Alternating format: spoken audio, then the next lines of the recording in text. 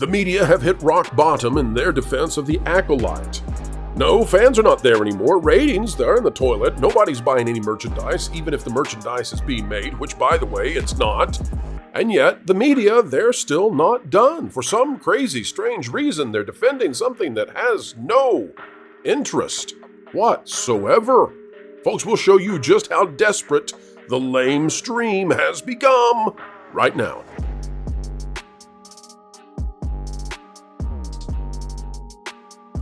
Hello, folks. Welcome back to the Pro Channel, where we endeavor to explain entertainment, keep you ahead of the culture curve. The mainstream media way behind the culture curve. Folks, as we dive into today's discussion, consider clicking the like button. And if you're not yet subscribed, well, you're missing out on one of the fastest growing YouTube channels out there. We'd love to have you be a part of the content we make, become a part of the community as we continue taking off. The Acolyte is not taking off, but we'll show you how the mainstream media is spinning this terrible Lucasfilm loss. The media is getting ready to spin this, and I don't really know why. I have no idea why they want to try to spin it, because now that the Nielsen ratings are out, we've got two separate sources. How they and face. Oh yeah, and try to make her look a little bit different. I don't know why they're trying to defend it any longer, because this is a losing proposition. So I don't understand when they're going to understand that this does them no good. This is actually damaging them. Who knows? Maybe they won't figure it out. It says, is the Acolyte a success? Viewership and Rotten Tomatoes score explained.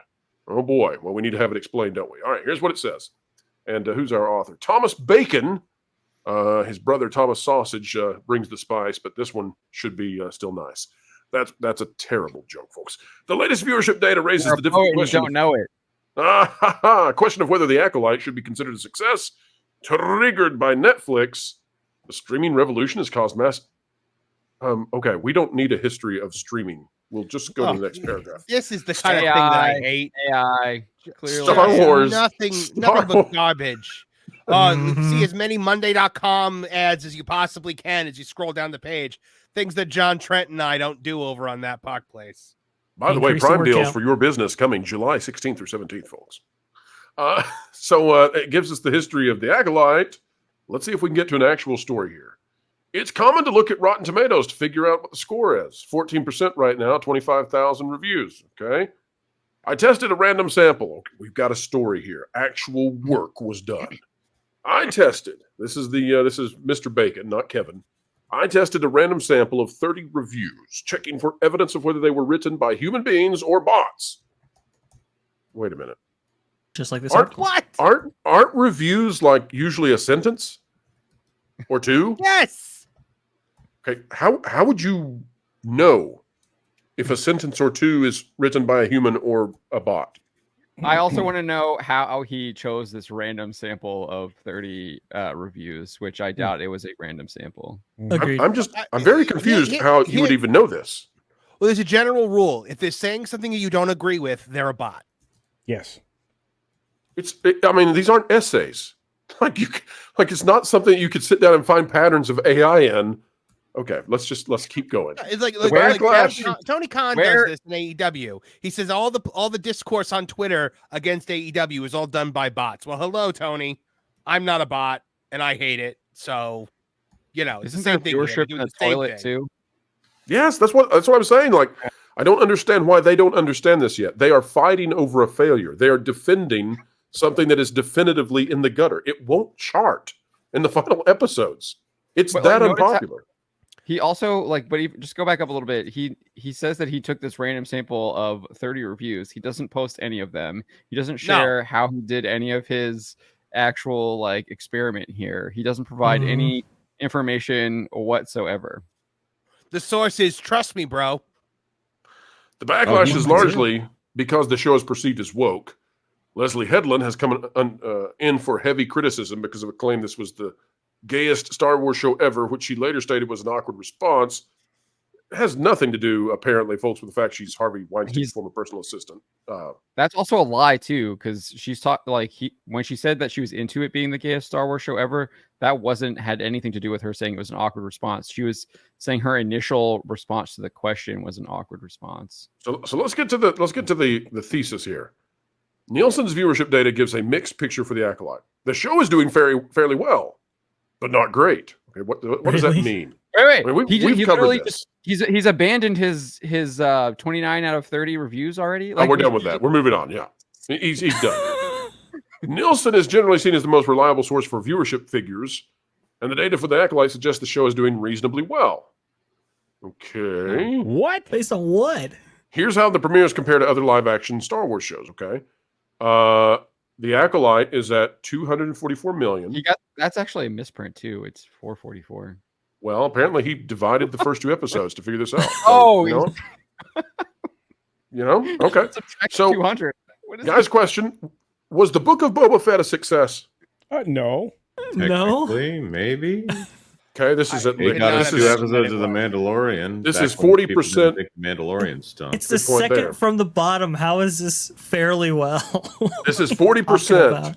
lower than the Book of Boba Fett on a $200 million budget. I know they say The a buck Andor 80. I'm one is just wrong, kidding. too. Andor did like 600 something. And then the Obi-Wan Kenobi is wrong as well. This Where is did you get this is a 75. Well, actual research would be hard.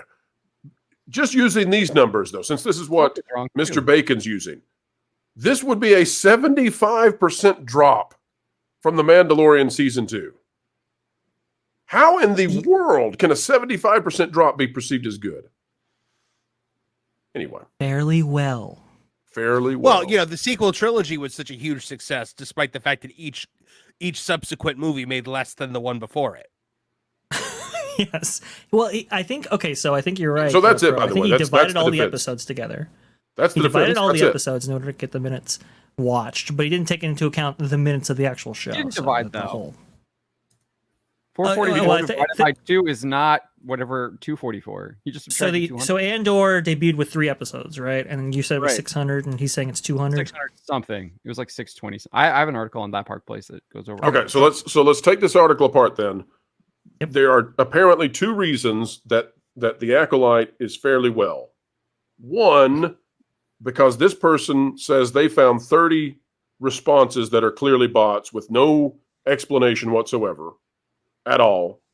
And 2, because it has a 75% drop in viewership compared to The Mandalorian Season 2, but that's fairly well with no explanation given either. This is where we are with the media.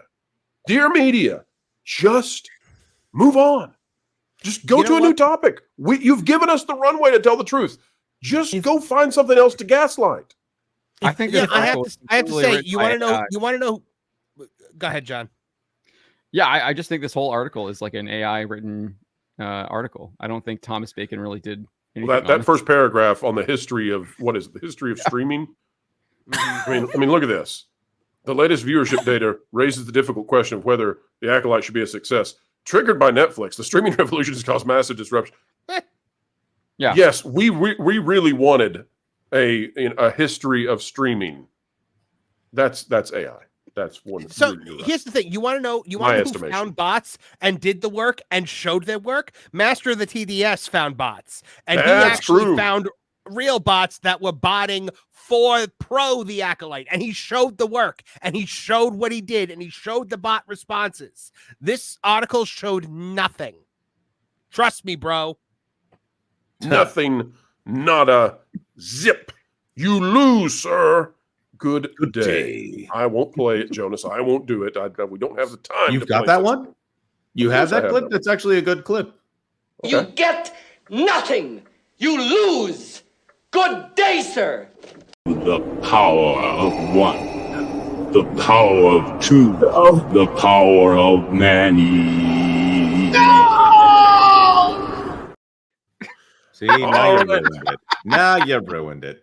Folks, we've come to the end, but do not fret, not yet, for more content is on the way. Do not worry, folks. We are coming to you with 3 videos every single day.